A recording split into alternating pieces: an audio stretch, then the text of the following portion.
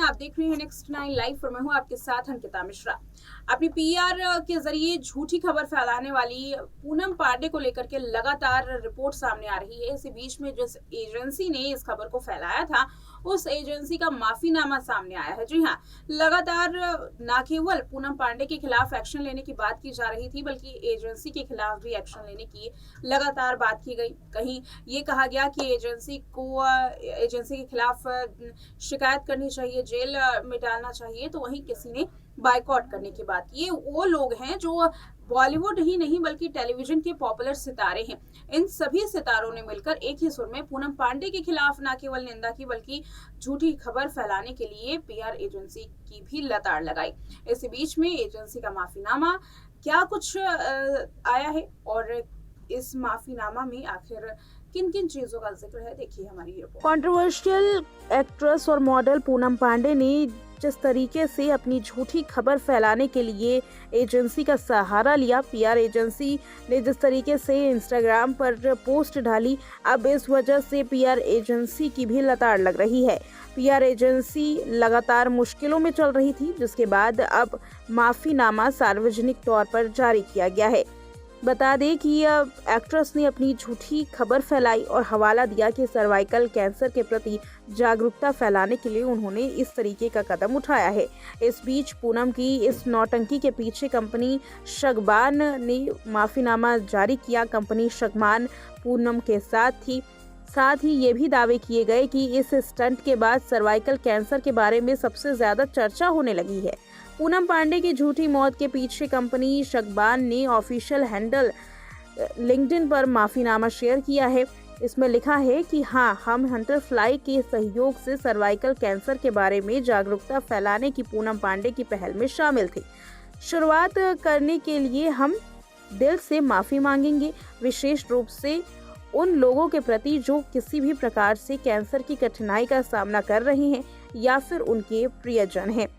इस पोस्ट के आगे ये भी लिखा गया कि ये काफ़ी ज़्यादा चर्चाओं में आ गया है कैंसर, और इसके पीछे जागरूकता ही है।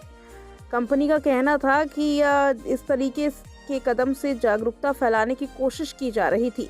एजेंसी ने आगे लिखा कि हमारा एकमात्र मिशन यही था कि सर्वाइकल कैंसर के बारे में जागरूकता फैलाई जाए। ब्रेस्ट कैंसर के बाद सर्वाइकल कैंसर भारत में मध्य आयु की महिलाओं को सबसे ज़्यादा प्रभावित करने की दूसरी लिस्ट में शुमार होता है। कंपनी ने यह भी शेयर किया कि पूनम पांडे की मां भी कैंसर से जूझ रही थी, इसलिए वो इस बीमारी के महत्व को जानती है। माफीनामे वाले पोस्ट में कहा गया कि आप में से बहुत से लोग अनजान होंगे कि पूनम की मां भी कैंसर से बहादुरी से लड़ी।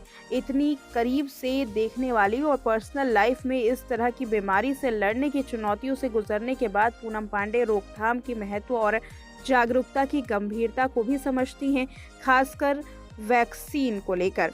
पोस्ट में आगे कहा गया कि सर्वाइकल कैंसर के बारे में लोगों की जिज्ञासा में कोई बदलाव नहीं आया है। जब हमारी माननीय वित्त मंत्री ने कुछ दिन पहले केंद्रीय बजट के दौरान इसका जिक्र किया था, पूनम के इस कदम के बाद अब सर्वाइकल कैंसर और इससे संबंधित कई शब्द गूगल पर खोजे जा रहे हैं, जो कि एक अच्छा टॉपिक बन गया है।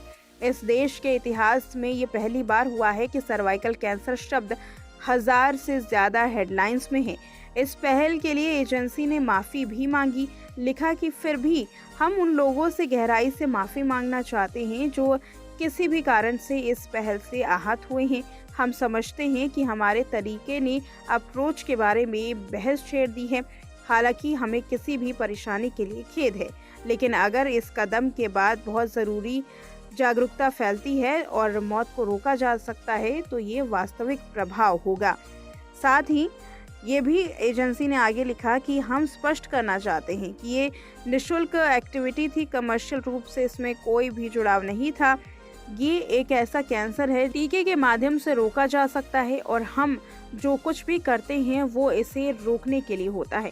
हमें उम्मीद है कि इस बातचीत की शुरुआत न केवल सर्वाइकल कैंसर बल्कि सभी रोकथाम वाली बीमारियों के बारे में जीवन रक्षक जागरूकता बढ़ाने के लिए एक प्रेरक रूप में काम करेगी। देखिए ये रिपोर्ट जिसमें पूनम पांडे के साथ साथ एजेंसी की जो मुश्किलें हैं वो किस तरीके से बढ़ गई हैं, इसके बारे में जानकारी मिली।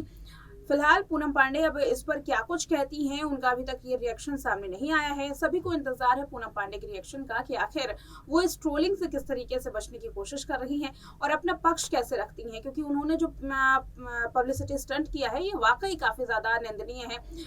निधन जैसी चीज को इस तरीके से मजाक में लेना वाकई काफी ज्यादा गंभीर बात है और ऐसे में पूनम पांडे का रिएक्शन सामने आना काफी इंपॉर्टेंट हो जाता है। इस रिपोर्ट में इतना ही। देखते रहे नेक्स्ट 9 लाइव।